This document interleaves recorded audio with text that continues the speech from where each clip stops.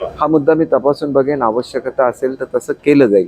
परंतु बऱ्याच वेळेला असं होतं, की आम्ही पावसामुळे सुद्धा ज्यावेळेला परीक्षा काही होत्या, त्या 11वी अर्थात 11वी 12वी म्हणजे 10वीच्या आणि 12वीच्या होत्या. त्याच्यामुळे काय होतं, की ॲडमिशनच्या संदर्भात काही प्रश्न निर्माण झालेले होते. पण सुदैवाने ॲडमिशनच्या तारखा आम्ही पुढे ढकलून घेतल्या आणि त्यांना आम्ही अकॉमोडेट केल्या. आता ज्या परीक्षा आहेत, या 6 वगैरे असतात. म्हणजे त्याचा थेट परिणाम ॲडमिशन्सवर होत नसतं.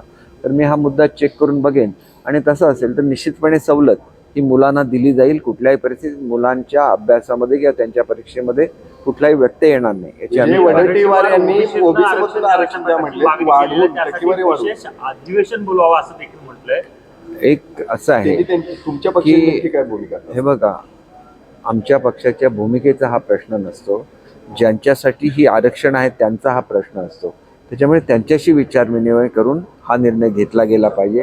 कारण ज्यावेळेला आपण दुसऱ्यांच्या ह्याच्यामध्ये करतो त्यावेळेला त्यांच्यामध्ये सुद्धा नाराजी निर्माण होता कामा नये. ही काळजी सर्वांनीच घ्यायला लागते. तशीच चर्चा निश्चितपणे होईल. चर्चेला कुठलाही अडथळा नाही आहे. परंतु ज्यांना ह्याचा लाभ मिळतो त्यांच्याशी सुद्धा चर्चा, शेवटी हा एक व्यापक प्रश्न आहे आणि तो चर्चेच्या माध्यमातून सुटला पाहिजे. आरक्षणाचा मुद्दा ज्यावेळी निघाला त्यावेळी ओबीसी आणि मराठा अशी फूट पाडण्याचा प्रयत्न आहे तो राजकारण्यांच्याकडून झालेला आहे. आता देखील त्याला अपवाद नाही. 2016 पासून कोर्टाचं कारण सांगून मराठा समाजाच्या तोंडाला पानं पुसली जात आहेत. आता मराठा समाज हा मुद्दा मी तपासून बघेन, आवश्यकता असेल तर तसं केलं जाईल. परंतु बऱ्याच वेळेला असं होतं, की आम्ही पावसामुळे सुद्धा ज्यावेळेला परीक्षा काही होत्या, त्या 11वी अर्थात 11वी 12वी म्हणजे 10वीच्या आणि 12वीच्या होत्या. त्याच्यामुळे काय होतं, की ॲडमिशनच्या संदर्भात काही प्रश्न निर्माण झालेले होते. पण सुदैवाने ॲडमिशनच्या तारखा आम्ही पुढे ढकलून घेतल्या आणि त्यांना आम्ही अकॉमोडेट केल्या. आता ज्या परीक्षा आहेत, या 6 वगैरे असतात. म्हणजे त्याचा थेट परिणाम ॲडमिशन्सवर होत नसतं. तर मी हा मुद्दा चेक करून बघेन आणि तसं असेल तर निश्चितपणे सवलत ही मुलांना दिली जाईल. कुठल्याही परिस्थितीत मुलांच्या अभ्यासामध्ये किंवा त्यांच्या परीक्षेमध्ये कुठलाही व्यत्यय येणार नाही याची आम्ही वडेट्टीवार यांनी ओबीसी आरक्षण द्या म्हटले, वाढवून टक्केवारी वाढवून अधिवेशन बोलवावं असं देखील म्हटलंय. एक असं आहे, तुमच्या पक्षाची काय भूमिका? हे बघा, आमच्या पक्षाच्या भूमिकेचा हा प्रश्न नसतो. ज्यांच्यासाठी ही आरक्षण आहे त्यांचा हा प्रश्न असतो. त्याच्यामुळे त्यांच्याशी विचारविनिमय करून हा निर्णय घेतला गेला पाहिजे. कारण ज्यावेळेला आपण दुसऱ्यांच्या ह्याच्यामध्ये करतो त्यावेळेला त्यांच्यामध्ये सुद्धा नाराजी निर्माण होता कामा नये. ही काळजी सर्वांनीच घ्यायला लागते. तशीच चर्चा निश्चितपणे होईल. चर्चेला कुठलाही अडथळा नाही आहे. परंतु ज्यांना ह्याचा लाभ मिळतो त्यांच्याशी सुद्धा चर्चा, शेवटी हा एक व्यापक प्रश्न आहे आणि तो चर्चेच्या माध्यमातून सुटला पाहिजे. आरक्षणाचा मुद्दा ज्यावेळी निघाला त्यावेळी ओबीसी आणि मराठा अशी फूट पाडण्याचा प्रयत्न आहे तो राजकारण्यांच्याकडून झालेला आहे. आता देखील त्याला अपवाद नाही. 2016 पासून कोर्टाचं कारण सांगून मराठा समाजाच्या तोंडाला पानं पुसली जात आहेत. आता मराठा समाज राजसाहेब हे सुद्धा राज्याचे नेते आहेत. त्या ठिकाणी आंदोलकांना भेटायला जाणं आणि विशेषतः त्या ठिकाणी जो दुर्दैवी प्रकार घडला, ज्याच्यामुळे लाठीमार त्या ठिकाणी घडला, तर त्या संदर्भात त्यांनी जाऊन चौकशी करणं वगैरे इथपर्यंत सगळं बरोबर आहे. परंतु सर्वांचीच भूमिका आहे की आरक्षणाच्या संदर्भात कोर्टामध्ये हे मॅटर थांबलेलं असल्यामुळे त्याच्यावरचा मार्ग हा त्याच मार्गातून काही काढायला लागेल आणि ह्याच्याबद्दल कुठलंही दुमत असण्याचं काही कारण नाही असं मला वाटतं.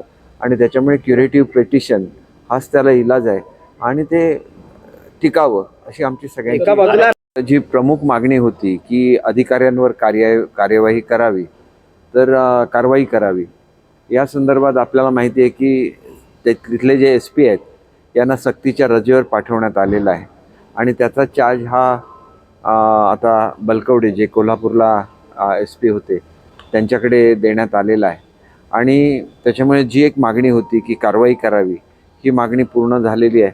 आणि मला स्वतः असं वाटतं की आपण जे काय आजपर्यंतची आंदोलनं बघितली मराठा समाजाची, अत्यंत शांततापूर्ण होती. लाखोचे त्या ठिकाणी मोर्चे झाले, पण कुठलेही त्या ठिकाणी दगडफेक झाली नाही, कुठलीही अशांतता झाली नाही. आणि हे एक वैशिष्ट्य आहे समाजाचं आणि ते वैशिष्ट्य, आणि त्याच्यामुळे सर्वांनाच आपुलकी आहे समाजाबद्दल. आणि मराठा समाजाला आरक्षण मिळालं पाहिजे, ही सुद्धा शासनाची भूमिका आहे, सर्वांचीच भूमिका आहे.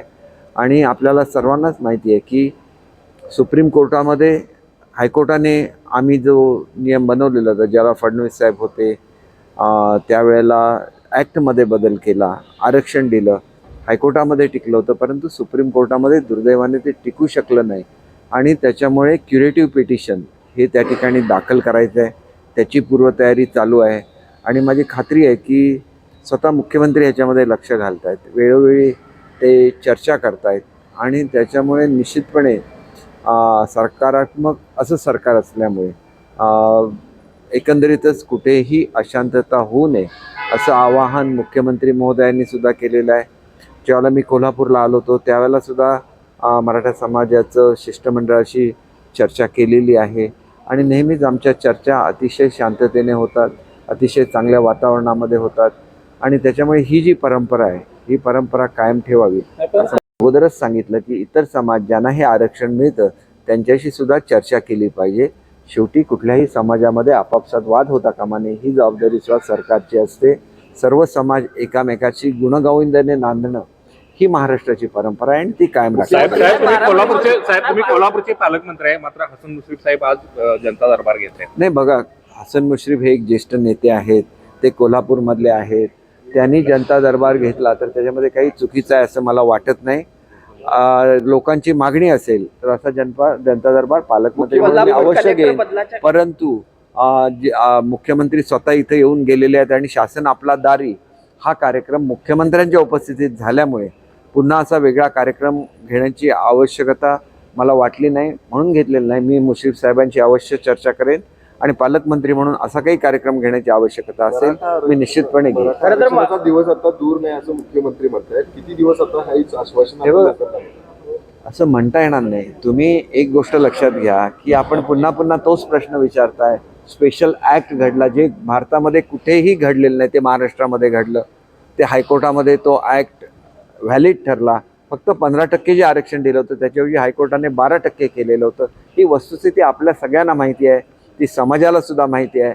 असं असताना क्युरेटिव्ह पेटिशन हा ह्याच्यावर इलाज आहे आणि तो शासन निश्चितपणे करेल. कलेक्टर बदलाच्या काय हालचाली सुरू आहेत का? कारण भाजपनं कलेक्टर बदलाव जो अमित हे बघा, अमन मित्तल अमन मित्तल हे कोल्हापूरचे जिल्हाधिकारी म्हणून येणार. अशी एक चर्चा आहे आणि त्याला बघा, भाजप मला याच्या बाबतीत काहीही माहिती नाही. मी माहिती करून घेईन. बघा, शेवटी असं होतं की ज्या वेळेला काही प्रश्न जिल्हाधिकाऱ्यांच्या संदर्भात मराठा आंदोलनाच्या कार्यकर्त्यांच्या उपस्थितीमध्ये जे झाले होते त्याच्याबाबत मी चौकशी करून त्यांना बोलण्याचा उद्देश नव्हता हे जाहीर सांगून त्याच्याबद्दल पत्रक काढायला मी सांगितलेलं आहे. त्यांनी अद्याप काढलेलं नसेल तर तसं मी काढायला त्यांना काँग्रेसच्या जनसंवाद यात्रा राज्यात सगळीकडे सुरू आहे. मला जरा काय झालं, विद्यार्थ्यांचा कार्यक्रम, विद्यार्थी खूप वेळ थांबले. सुनेत्रा पवारांना उभं करण्याच्या हालचाली महायुतीकडून सुरू आहेत. चर्चा बघा, ह्या स्टेजला हे सगळं मला वाटत नाही की याच्यावर चर्चा करण्याची ही वेळ आहे, कारण अजून लोकसभेला वेळ आहे आणि ज्यावेळेला जी परिस्थिती उद्भवेल त्यावेळेला कदाचित दादांच्या बरोबर सुप्रियाताई असतील तर मी आता सांगू शकणार नाही. तो त्यांचा स्वतःचा एकमेकाचा फॅमिलीमधला निर्णय आहे. मी त्याच्यावर काय बोलू सांगा.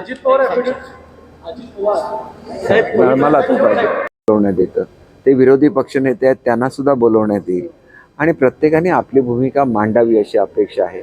ज्यावेळेला मागणी करण्यात आलेली होती, मराठा समाज हा अत्यंत मॅच्युअर्ड समाज आहे.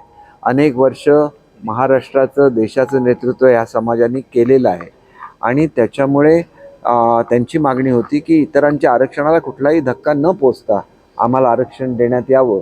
हे नेहमी एक संयमाची भूमिका नेहमी मराठा समाजाने घेतलेली आहे. त्याच्यामुळे त्यांचं कौतुक केलं पाहिजे आणि मला असं वाटतं की त्या मागणीनंतर आता जे काही नवीन प्रस्ताव पुढे येतात तर त्याच्यावर सुद्धा चर्चेद्वारेच हे सगळं मिटायला लागतं, कारण चर्चा घडली तर त्याच्यातून काहीतरी चांगलं परीक्षा पुढे ढकलण्याची असं आहे की ॲक्शन ताबडतोब घेतली गेलेली आहे आणि खरं तर जरांगे पाटील आणि CM साहेबांची भेटसुद्धा प्रस्तावित होती 3 तारीखला. मध्ये हा लाठीमाराचा प्रकार जो घडला त्याच्यामध्ये अशी सुद्धा शक्यता असते की मराठा समाजामधलं कोण दगडफेक करेल असं मला अजिबात वाटत नाही आणि त्याच्यामुळे बाहेरच्या कोणीतरी असा प्रकार केला असेल का त्याच्याबद्दल सुद्धा आम्ही काय आज सांगू शकत नाही. ज्यावेळेला चौकशी होईल त्यावेळेला नेमकं कळू शकेल आणि नेहमीच संयमाची एक भूमिका घ्यायला लागते पोलिसांना. त्यांनी ती घेतली की नाही हे सुद्धा तपासून बघायला लागेल, कारण त्याच्यामध्ये पोलीससुद्धा मोठ्या प्रमाणात जखमी झालेले आहेत, आंदोलक मोठ्या प्रमाणात जखमी झाले आहेत. त्याच्यामुळे एकंदरीतच निपक्षपातीपणे ह्याची चौकशी व्हावी आणि कुठल्याही प्रकारे मराठा समाजावर अन्याय होणार नाही, कुठल्याही प्रकारे असं घडणार नाही याची खात्री आहे. स्वतः मुख्यमंत्री महोदयांनी सर्व मंत्रिमंडळातल्या सहकाऱ्यांची चर्चा केलेली आहे. आज 12 वाजता मराठा समाजाच्या प्रमुख नेत्यांची त्यांची चर्चा आहे. शेवटी हे निर्णय राज्याच्या स्तरावर घ्यायला लागतात. एखादं आंदोलन एखाद्या भागामध्ये चालू असेल तर स्वतः जरंगे पाटील यांच्याशी मुख्यमंत्री दूरध्वनीद्वारे बोललेले होते. ही वस्तुस्थिती आहे. त्याच्यामुळे कुठलंही दुर्लक्ष या आंदोलनाकडे सुद्धा झालेलं नाही आहे. सातत्याने मुख्यमंत्री महोदय, उपमुख्यमंत्री महोदय सर्व संपर्कामध्ये आहेत आणि लवकरात लवकर परिस्थिती निवळावी अशी आमची सगळ्यांची त्या परिसरात धोक्याची गोष्ट नाही का? एक आपण लक्षात घ्या, मराठा आरक्षणासाठी स्पेशल ॲक्ट करण्यात आला, ही वस्तुस्थिती आहे ना. तो हायकोर्टामध्ये टिकला, ही सुद्धा वस्तुस्थिती आहे ना. मग असं कसं म्हणता येईल? तोंडाला पानं पुसले असं म्हणता येणार नाही. ॲक्ट झाला, त्याप्रमाणे नोकऱ्या मिळाल्या आणि त्याच्यानंतर सुद्धा या ज्यांना नोकऱ्या मिळाल्या होत्या त्यांच्यावर कुठल्याही तऱ्हेने अन्याय होणार नाही अशा रीतीने त्यांना सुद्धा ॲकॉमोडेट करण्यात आलं. म्हणून एक गोष्ट लक्षात घेतली पाहिजे की आम्ही अत्यंत जागरूक असतो. ज्याला मराठा समाजाचं माझ्याकडे एक शिष्टमंडळ आलं आणि त्यांनी सांगितलं की ओपनमधल्या आणि EWS मधल्या जे रिझर्वेशन दाखवलं शिक्षक भरतीमध्ये हे कमी दाखवलेलं आहे. मी सगळ्या CEOना सूचना दिल्या. पुन्हा सगळे कुठल्या कुठल्या कॅटेगरीमधली लोक कुठल्या कॅटेगरीमध्ये गेले होते हे चेक केलं आणि प्रत्येक जिल्ह्यामध्ये 200 ते 300 जागा या ओपनच्या त्या ठिकाणी क्रिएट झाल्या, EWSच्या जागा क्रिएट झाल्या. आम्ही तर अत्यंत जागरूकपणे हे सगळं करत असतो. म्हणून एवढ्या ओपनच्या जागा मागण्या काय होत्या की ओपनच्या जागासुद्धा नसल्या तर मग मराठा समाजावर अन्याय होणार, त्यासुद्धा आम्ही सगळं चेक केलं. जिथं चुकीने ओपनमध्ये गेलेले होते कॅन्डिडेट त्यांना पुन्हा त्यांच्या मूळच्या रिझर्वेशनमध्ये टाकून या जागासुद्धा मोकळ्या केलेल्या आहेत. त्याच्यामुळे भरतीच्या संदर्भात कुठलीही अडचण EWSमधून येण्यामध्ये मराठा समाजाला येणार नाही आहे. आणि ही जागरूकता तशी महाराष्ट्र शासन दाखवतं, कारण आम्हाला आपुलकी आहे. केसेस मागे घेताना मी त्याला गृहराज्यमंत्री होतो, जवळजवळ आंदोलनातल्या सगळ्या केसेस मागे घेतले. ते आंदोलनातले लोकसुद्धा आपल्याला सांगू शकतील. म्हणजे ज्या समाजाबद्दल अत्यंत आदर आणि आपुलकी आहे त्या प्रश्नाच्या संदर्भात असं आम्ही पानं पुसली वगैरे असं बोलू नये अशी माझी नम्र विनंती आहे. हा मुद्दा मी तपासून बघेन, आवश्यकता असेल तर तसं केलं जाईल. परंतु बऱ्याच वेळेला असं होतं की आम्ही पावसामुळे सुद्धा ज्याला परीक्षा काही होत्या त्या 11वी अर्थात 11वी 12वी म्हणजे 10वीच्या आणि 12वीच्या होत्या, त्याच्यामुळे काय होतं की ॲडमिशनच्या संदर्भात काही प्रश्न निर्माण झालेले होते. पण सुदैवाने ॲडमिशनच्या तारखा आम्ही पुढे ढकलून घेतल्या आणि त्यांना आम्ही अकॉमोडेट केल्या.